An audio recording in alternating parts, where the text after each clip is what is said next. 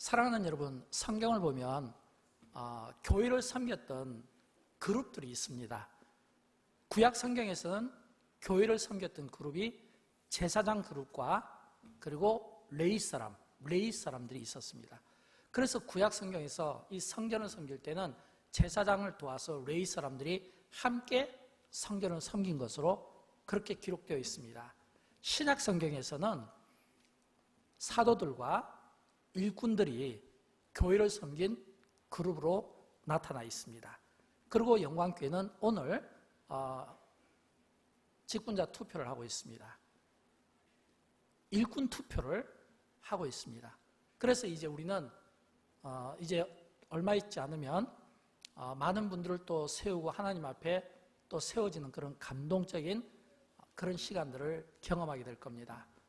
이제 1차 투표는 이미 끝났고 이제 2차 투표를 앞두고 다시 한번 여러분이 꼭 점검하셔야 될 게 있습니다. 그것은 교회가 일꾼을 필요로 해서 세우는지, 교회가 정말 일꾼이 필요로 해서 세우는지, 아니면 내가 일꾼이 되기 위해서 영광교회가 필요한지, 이 두 가지 질문에 대해서 답을 했으면 좋겠어요. 내가 일꾼이 되고 싶어서 교회가 필요하다면 이런 경우는 하나님의 말씀을 앞에 놓고 다시 한번 내가 영적으로 점검받는, 그래서 다시 한번 내가 하나님 말씀 앞에서 다시 한번 깨우침을 받는 시간이 되었으면 좋겠어요. 그러나 교회가 일꾼을 세운다면, 교회가 정말 필요해서 일꾼을 세운다면 우리는 그 교회의 일꾼은 반드시 세상 일꾼과 다르다는 것을 알아야 됩니다. 반드시 구분이 필요한 거예요. 세상 일꾼은 어떤 사람들의 추천이 있고 배경이 있고 학력이 있고 지연이 있고 학연이 있고 재력이 있고 뭔가 이런 서포트 그룹들이 있잖아요. 근데 교회 일꾼은요, 성경 그 어디를 봐도 그런 내용이 없습니다. 교회 일꾼은 성경이 우리에게 명확하게 설명을 해주고 있습니다. 세상 사람들이 보는 기준과는 완전히 다르죠. 왜냐하면 우리가 앞에서 이미 제가 몇 주 전부터 교회 일꾼의 자격에 대해서 또 새벽기도 때 집중적으로 또 제가 설명을 했거든요. 그게 뭐냐면 교회 일꾼은 반드시 성령으로 충만한 자가 되어야 된다는 겁니다. 반드시 지혜가 충만한 자가 되어야 되고 믿음이 충만한 자가 되어야 되고 사람들의 칭찬과 추천이 있어야 되고 또 무엇보다 교회 일꾼은 하나님의 마음에 맞아야 돼요. 하나님의 마음에. 그러니까 세상 성과는 분명히 다르잖아요. 저는 그런 의미에서 이 교회 일꾼들이 성경이 우리에게 제시하는 그 기준에 가급적이면 합당한 분들 또는 가능성이 많은 분들을 세워주심으로 말미암아 성경이 우리에게 기록된 그런 선한 일꾼들이 저는 영광교회에서 많이 세워지기를 주님의 이름으로 축원드립니다. 제가 최근에 이제 얼마 전에 우리가 선거가 있었잖아요. 그래서 최근에 이제 당선된 분과 제가 좀 이렇게 교제할 시간이 좀 있었습니다. 제가 교제를 하면서 제가 좀 배운 점이 있어요. 과거에는 이 세상 선거에서 이렇게 좀 당선이 되면은 뭔가 좀 우월감이 있고 뭔가 좀 이렇게 뭐 약간 좀 이렇게 주변에 좀 사람들이 좀 따르고 보좌관을 좀 데리고 다니고 뭔가 좀 만나기가 좀 만나도 뭔가 좀 불편했어요. 근데 제가 최근에 어느 분을 만나봤는데 이분을 만나면서 참 제가 많은 것을 배웠는데 그게 뭐냐면 겸손하시더라고요. 참 겸손하고 목사의 축복 기도를 받고 싶어 하더라고요. 그리고 또 사람들의 이야기에 귀를 기울이려고 귀를 열어놨더라고요. 경청의 자세가 되어 있고요. 그리고 굉장히 겸손하시더라고요. 제가 그분의 그 이력서를 보니까 상당하더라고요. 내놓을 게 많고 자랑할 것이 많아요.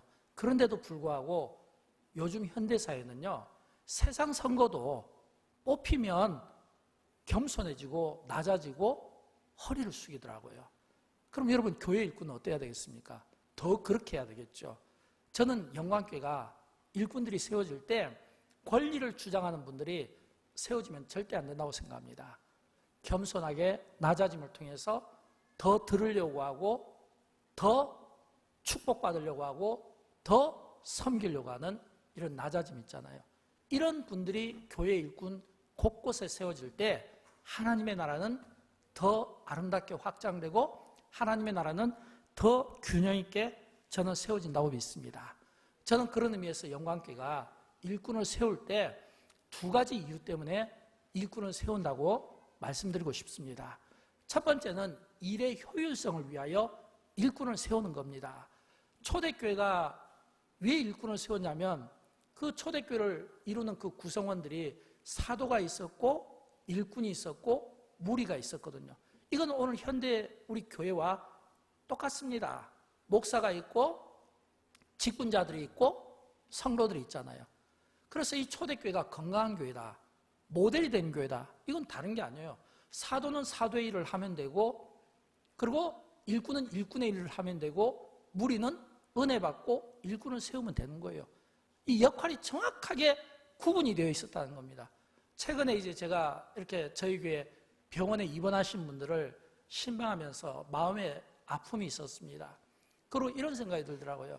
물론 성도들이 많은 탓도 있지만, 정말 입원하신 분들이 많구나, 질병으로 고통받는 분들이 많구나, 요양원 같은 데는 들어갈 수가 없어서 차단이 되었기 때문에 가지 못하는데, 일반 이 지역에 있는 이 병원마다 영광교회 성도들이 입원 안 한 분들이 없어요. 다 병원마다 있어요. 이건 그만큼 아픈 분들이 많고, 기도가 필요하고, 목사의 위로가 필요하고, 목사의 안수기도가 필요하고, 이 목사가 하는 일이 그거잖아요. 설교하고 기도하고, 기도하고 설교하고 신방하고, 그리고 축복하고 안수하고 상담하고 권면하고, 여기까지예요. 여기까지. 그러니까 교회가 건강한 교회다, 좋은 교회다, 균형 있는 교회다, 이거는 목사가 모든 걸 다 하면 절대 그런 말이 나오면 안 되죠. 목사가 교회 일도 하고 또 설교 준비도 하고 또 그리고 허드렛 일도 하고 봉사도 하고 구제도 하고, 그러면 그 교회는 목사가 다 일하는 거잖아요. 교회는 목사가 다 일을 하면 안 돼요. 목사가 해야 될 역할만 하면 되는 거예요. 장로님들도 마찬가지죠. 장로님들이 해야 될 일이 있잖아요. 정책을 연구하고 정책을 실행시키고 중요한 어떤 결정권들을 갖고 있고, 또 일꾼들은 일꾼의 역할이 있고, 또 성도는 성도의 역할, 은혜 받는 역할이 있거든요. 그래서 교회는 반드시 목사가 할 일은 목사가 딱 하고 거기서 끝나야 돼요. 저도 항상 그 생각합니다. 내가 우리 장로님들이나 또는 우리 성도님들이 해야 될 그 일을 내가 그 선을 넘지 않으려고 노력을 많이 합니다. 목회 초기부터 교회 재정에 제가 이렇게 관여한 적이 없고, 또 목회 초기부터 또 교회 어떤 중요한 일들을 결정하는데 장로님들의 의견을 제가 존중하고 따르지 않은 적이 없고, 왜냐하면 장로님들이 해야 되니까. 또 장로님들께서 또 제가 하는 일, 신방하고 설교하고 특세하고 전도 집회하고 이런 걸 또 우리 장로님들이 한 번도 또 반대하거나 막은 적이 없거든요. 장로님들이 하셔야 될 일이 딱 정해져 있어요. 행정, 재정, 또 담임 목사가 해야 될 일, 또 부교육자가 해야 될 일, 또 일꾼들이 해야 될 일, 이게 다 역할이 분담되어 있거든요. 이런 교회가 좋은 교회고, 이런 교회가 건강한 교회고, 이런 균형 잡힌 이 교회를 오늘 우리 시대가 보고 싶어 한다는 겁니다. 근데 여러분, 이런 이 교회의 모델을 초대교회가 가지고 있었던 거예요. 그래서 사도행전 6장에 보면 3절과 4절에 이렇게 말씀하잖아요. 형제들아, 너희 가운데서 성령과 지혜가 충만하여 칭찬받는 사람 7을 택하라. 우리가 이 일을 그들에게 맡기고, 우리가 이 일을 그들에게 맡기고. 이 그들이 누굽니까? 이 그들이 지금 여러분이 투표한 그 일꾼들이에요. 그들에게 맡기고, 우리는 사도들을 가리키거든요. 오로지 기도하는 일과 말씀 사역에 힘쓰니라. 그러니까 사도가 하는 일은 기도하고 말씀 사역, 설교 준비하는 거. 또 일꾼들은 어떤 일을 하냐면 봉사하고 구제하고, 이거는 일꾼의 역할이거든요. 그리고 그 다음에 5절과 6절에 보면 온 무리가 이 무리가 지금 예배당에 앉아 계신 바로 여러분을 이야기하거든요. 온 무리가, 성도가 이 말을 기뻐했다는 이 의미는, 이제 사도들이 우리가 할 일은 우리가 하고 일꾼들이 할 일은 일꾼들이 할 수 있도록 일꾼들을 뽑아주십시오 라고 하면서 7명을 딱 택하니까 이걸 성도들이 기뻐했다. 저는 영광교회가 일꾼을 세우고 여러분이 투표할 때 기쁜 마음으로 했으면 좋겠어요. 한 번도 근심이 없었으면 좋겠어요. 한 번도 마음에 답답함이 없었으면 좋겠어요. 우리가 선택받는 것도 하나님의 뜻이고, 또는 선택받지 못하는 것도 하나님의 뜻이라고 믿고 그걸 순종하고 받아들이면 저는 더 큰 복이 하나님께서 그 삶 가운데 있게 될 것을 믿습니다. 또 우리가 선택받았을 때도 또 겸손함으로 또 섬기게 될 줄로 믿습니다. 그래서 우리는 이거를 기뻐해야 된다. 즐거워했으면 좋겠어요. 이 자리가 축제의 자리가 되었으면 좋겠어요. 그래서 온 무리가 기뻐하여 택하여 사도들 앞에 뭐 했다고요? 세우니 그랬거든요. 사도들 앞에 세우니. 그러니까 모든 이 초대교회가 보면 사도와 그리고 일꾼과 그리고 이 무리의 역할이 확연하게 구분되어 있었다는 겁니다. 초대교회가 그런 영향력을 가지고 있었다는 겁니다. 그리고 그런 좋은 그 영향력을 2000년이 지난 지금도 우리가 그대로 배우고 있다는 겁니다. 저는 여러분 이런 좋은 선한 영향력, 이런 좋은 아름다운 전통이 우리 대에서 끝나지 않았으면 좋겠어요. 우리가 이 영향력을 잘 키우고 이런 좋은 이 전통을 우리가 받아서 우리 다음 후대에도 아름다운 유산으로 물려줄 수 있기를 주님의 이름으로 축원드립니다.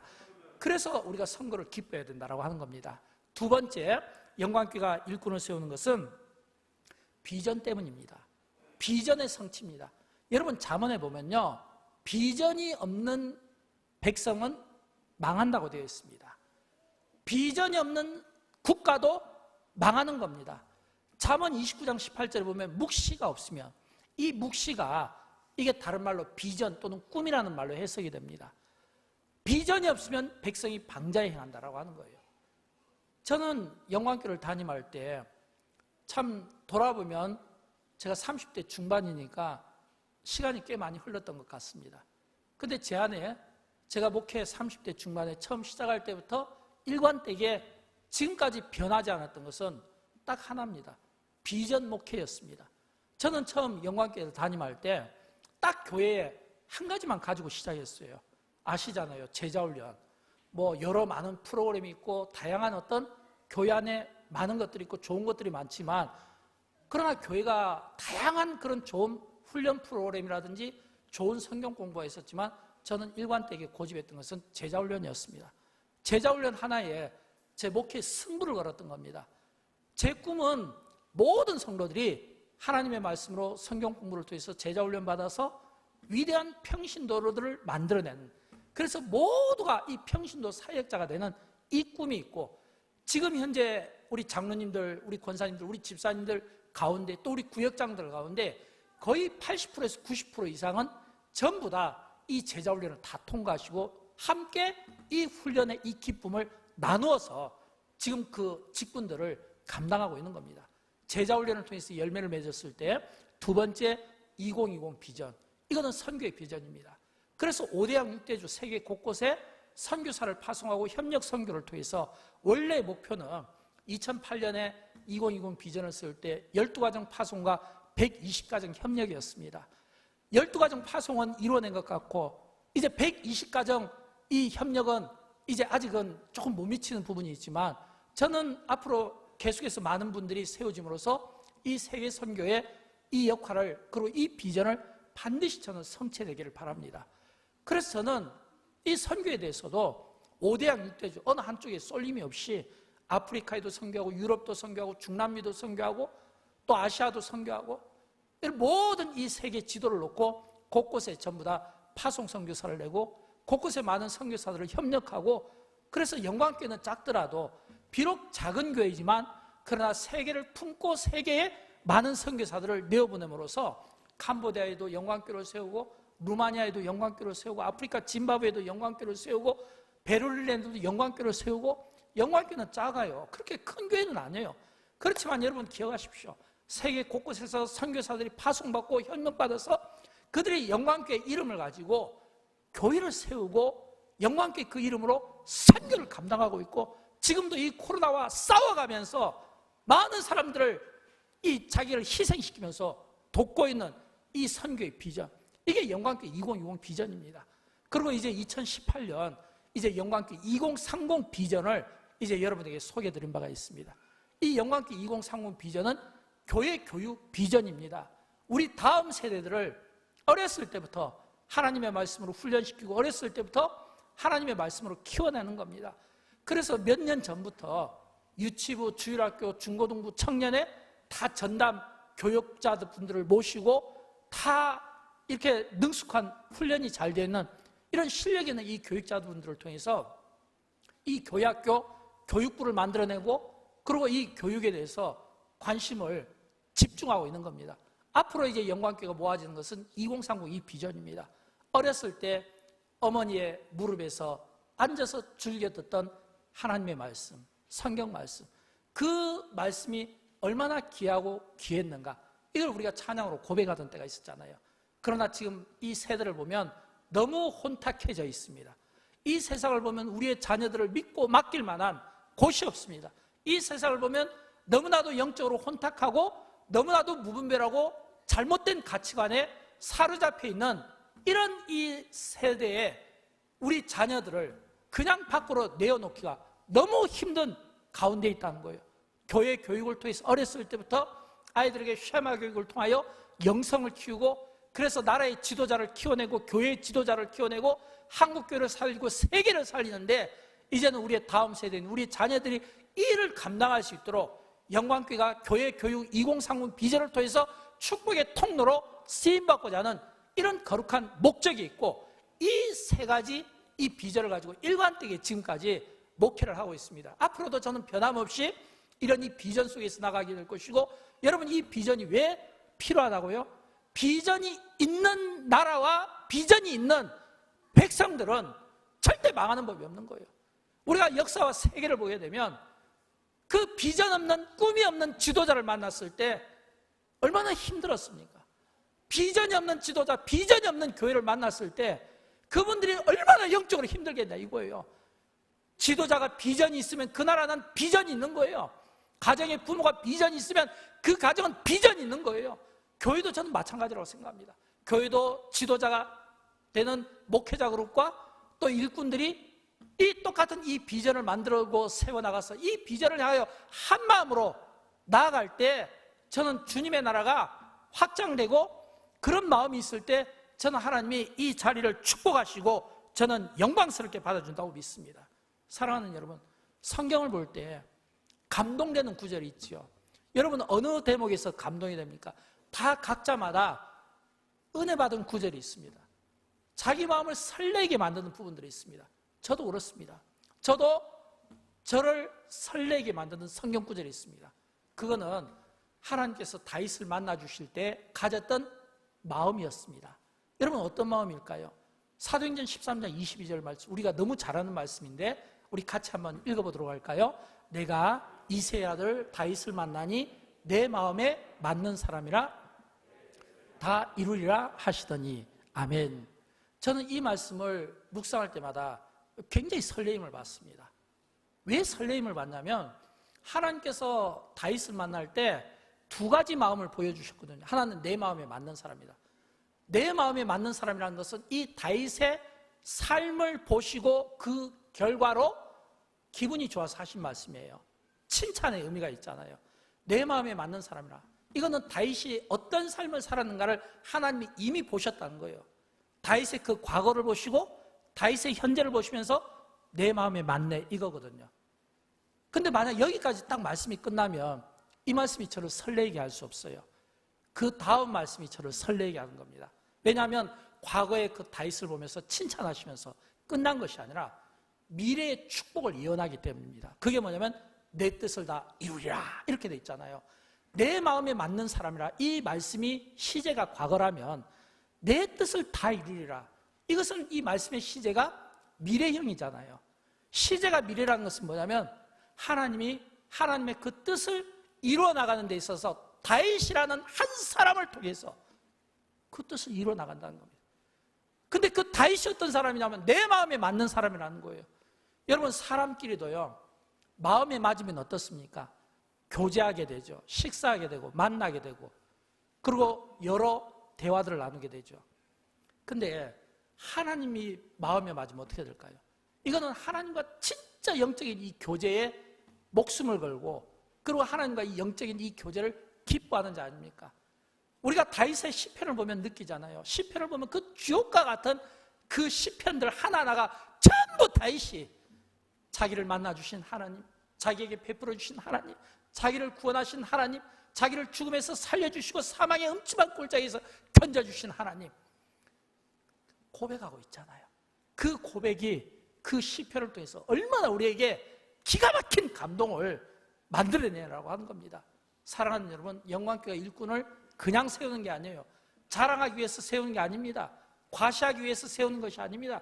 영광교회 일꾼을 세우는 것은 앞에서도 말씀드렸던 것처럼 영광교회는 제자훈련을 통해서 많은 작은 예수들을 만들어내야 되고, 또 영광교회는 선교를 통해서 많은 이 선교의 사역을 서포트할 수 있는, 이런 선교를 서포트할 수 있는 많은 분들을, 선교의 열정을 가진 분들을 만들어내야 되고, 또 교회 교육을 통해서 이 교육 비전을 통해서 우리의 다음 자녀들, 이제는 더 이상 세상 어떤 학교 또는 어떤 세상적인 방법으로 이제는 기대할 수 없기 때문에 하나님의 말씀으로 이제 이들을 잘 양육하여 그들이 흐트러짐 없는 이런 하나님의 자녀로 세움받기 위해서 비전을 갖는 겁니다. 그러므로 이 비전을 이뤄내기 위해서 얼마나 많은 일꾼이 필요하겠습니까? 그래서 교회가 일꾼을 세우는 겁니다. 그리고 이걸 목사가 다 할 수 없잖아요. 아무리 우리 교육자들이 유능하다고 다 할 수 없잖아요. 지금 있는 장로님들이 감당할 수가 없잖아요. 그래서 나누어서 그 역할을 확실하게 구분해서 일의 효율성을 극대화시키자는 이 목적으로 우리가 선거를 하는 겁니다. 또 비전을 위해서입니다. 영광교회는 비전을 가진 교회입니다. 2010 비전, 2020 비전, 2030 비전, 또 언젠가는 2040 비전이 나올지는 모르겠어요. 이런 이 비전 속에서 모든 성도들이 같은 뜻과 같은 비전을 가지고 같은 방향으로 나아가는 겁니다. 그래서 그 일에 대한 이 성취감, 제자훈련을 통해서 이미 그 성취를 맛봤잖아요. 선교를 통해서 이미 그 열매가 거의 지금 결과를 보고 있잖아요. 저는 그런 것처럼 2030이 가까우면 그때는 반드시 오늘 우리의 자녀들 가운데 하나님의 나라를 위하여 이 세상 가운데서 기가 막히게 한국교회를 위하여, 나라를 위하여, 민족을 위하여, 세계를 위하여 저는 쓰임받게 될 자들이 많이 나오게 될 줄로 믿습니다. 그들을 지도해야 될 지도자들이 많이 있을 때 가능한 것을 믿으시기 바랍니다. 이 일을 위해서 영광교회가 일꾼을 세우는 겁니다. 사랑하는 여러분, 이제 영광교회가 오늘 많은 분들이 선출되었으면 좋겠어요. 그러나 오늘 되지 않은 분들이 낙심하지 마시고 온 성도들이 힘을 모으고 함께 그 사랑의 모습을 우리가 보여주십시다. 그래서 많은 분들이 1차에 그리고 2차에 그래서 목표한 바대로 다 채워질 수 있도록, 하나님이 영광 받으실 수 있도록 우리 모두 그런 이 투표가 될 수 있기를 주님의 이름으로 축원드립니다. 우리 끝으로 투표에 임할 때 이런 마음들을 좀 가지고 해 주십시오. 성령으로 충만된 영안으로 투표해 주십시오. 일꾼을 세우는 기쁜 마음으로 투표해 주십시오. 교회 비전을 완성시킬 수 있는 그런 능력을 가진 분들을 투표해 주십시오. 기도에 힘쓰고 하나님의 말씀으로 풍성한 자들을 투표해 주십시오. 그리고 선거의 모든 결과를 받아들이고 결과와 관계없이 하나님께 영광을 올려드릴 수 있는 성숙함과 겸손함이 있게 되기를 주님의 이름으로 축원드립니다. 우리 다 함께 일어나실까요? 함께 일어나셔서 죄송합니다. 그냥 앉아서 우리 찬양하겠습니다. 바로 이어서 공동회를 하니까 우리 앉아서 교회 찬양을 우리 같이 한번 불러도록 할까요? 제가 지난 한 주 동안 정말 이 찬양 가사가 저를 너무 설레게 하고, 그리고 이 찬양 가사가 저에게 기도 제목이 되었습니다. 한 주 동안 기도하면서 계속 그랬어요. 하나님, 영광교회가 사람이 많은 것을 자랑하지 않게 해주세요. 사람이 많은 것을 자랑하는 것이 아니라 사랑이 많은 것을 자랑하게 해주세요. 섬김 받는 것으로 기뻐하지 않고 섬기는 자들이 많도록 이것을 우리가 기뻐하게 해주세요. 그런데 딱 그런 그 마음이 이 찬양 가사가 딱 제게 와닿더라고요. 저는 이 찬양의 가사가 여러분을 감동시켰으면 좋겠습니다. 그래서 한 주 동안 이 찬양의 힘을 얻어 사십시오. 그리고 다음 주에 선거 때 많은 분들이 선출될 수 있도록 힘을 모아주시기를 부탁합니다. 찬양하도록 할까요? 사람이 넘치기보다 사랑이 넘치는 교회. 사랑이 넘치기보다 사랑이 넘치는 교회, 섬김을 원하기보다 성님의 뜻을 알아가는 교회. 세상이 주목하기보다는 주님이 주목하는 교회를 만들어 주십시오. 주목하기보다 주님이 주목하는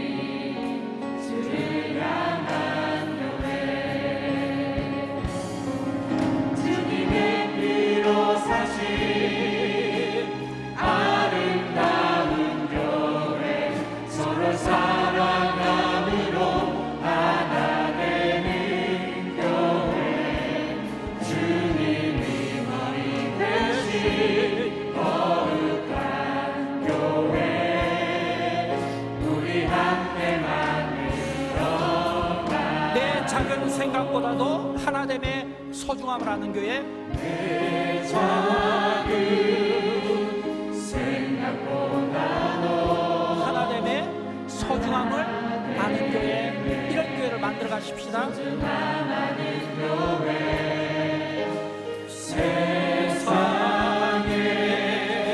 알려지기보다 서로가 서로 깊이 아는 교회 주님이 피로 사신 주님이 피로 사신